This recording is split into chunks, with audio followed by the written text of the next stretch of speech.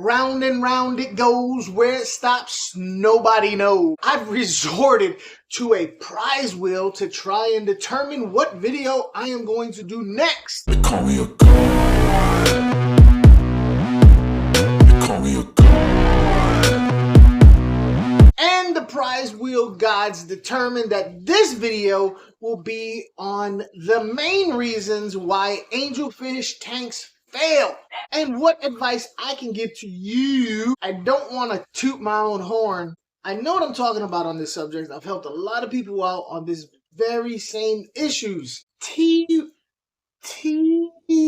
same 6 issues are the main reasons why people have failed. But not all fish are created equal, and angelfish are definitely not just any ordinary fish. Very problematic. They're not angels. They're not angels at all. I wrote me a list of how and why people fail keeping angelfish from the beginning, from when they get the angelfish all the way until ultimate failure. Oh my God, he's reading off a list. He don't know what he's talking about. I do. I just think it's, it's an important subject and I want to get it right for you. And I got a lot to do, so I'm going to go ahead and clean this tank while I do it.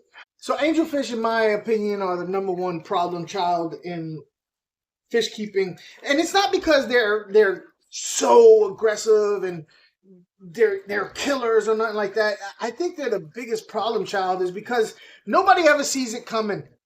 Their name and their looks are very misleading, but they're cichlid. So they do cichlid stuff. When you're picking out the fish, that's the first failure that can happen.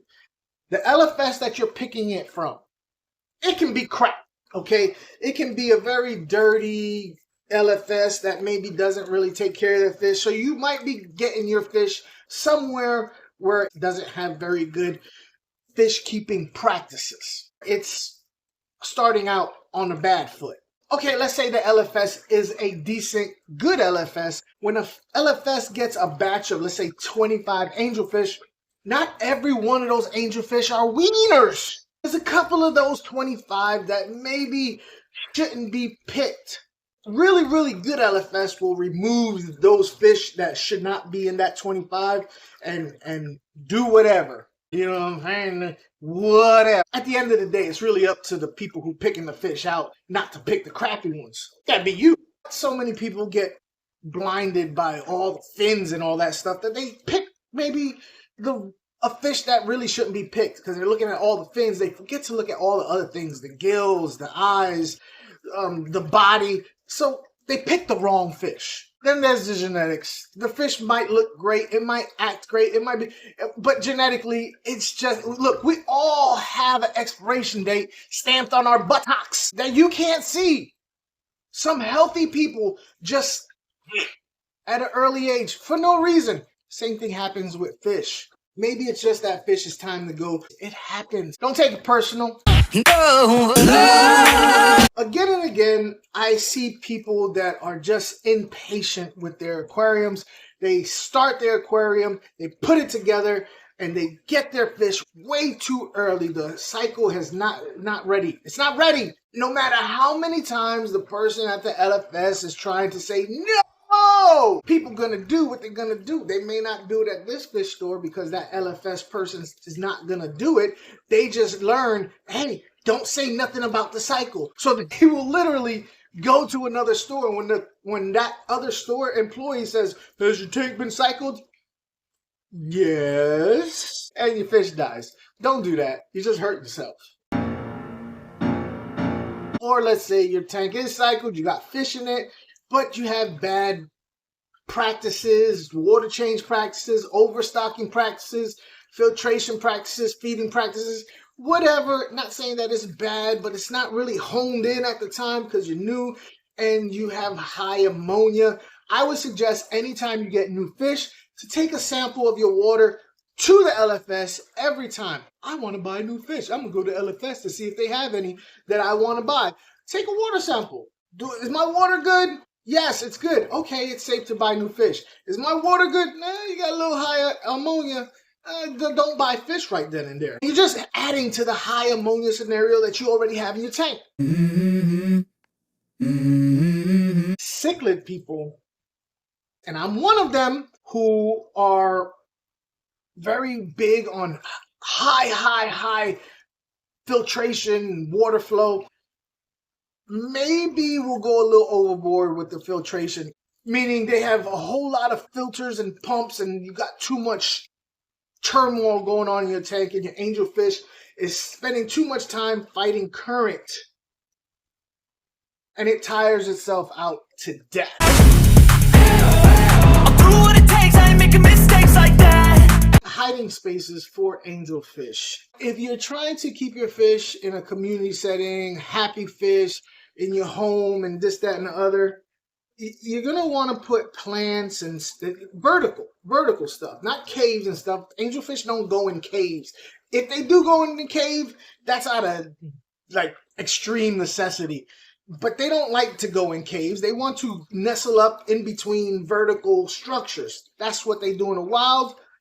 That's their natural inclination. This will do a couple of things. One is it'll allow them to decompress. Woo-sa. It'll help them if there's a bully in the tank or a dominant male and they want to get away from that dominant male. They kind of nestle up and hide. They'll get out of sight. And if there is too much flow in the tank, they can go somewhere where there's like a little place where there's not as much flow. They can kind of get away from all the turbulent water, and it'll be like a little calm in the storm.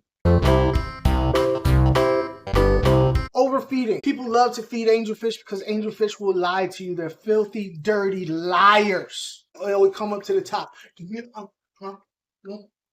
And you think, oh, they so cute. They want food. Every time I walk in the room, they come to the tank because they want me to feed them. They love me. They know who I am. I can't help myself.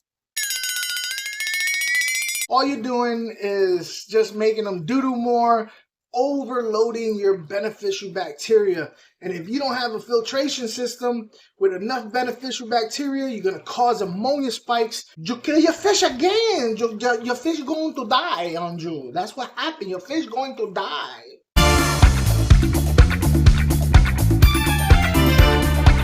Then there's Tankmates. Here's the kicker with the Tankmate. More times than not, it's other angelfish killing angelfish. Angelfish on angelfish crimes. Because they are a cichlid, they do have territorial things going on.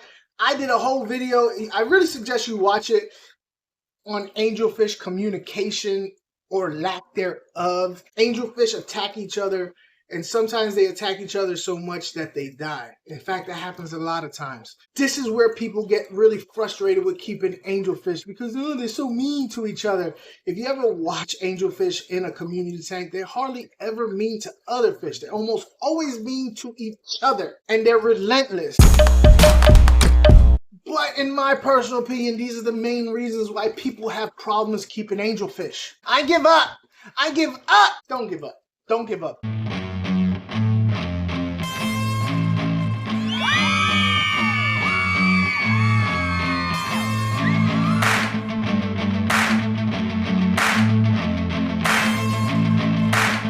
I got other videos coming on these subjects that I gotta put it on the wheel. Whenever the wheel says to do a video on it, I will. Put in the comments on one of those subjects that you want me to go more in depth on. If you're new here, I hope you enjoyed. Hit the subscribe, hit the like, hit the hype. Here's a couple of other videos that I think you might enjoy. I appreciate you, and I thank you in advance.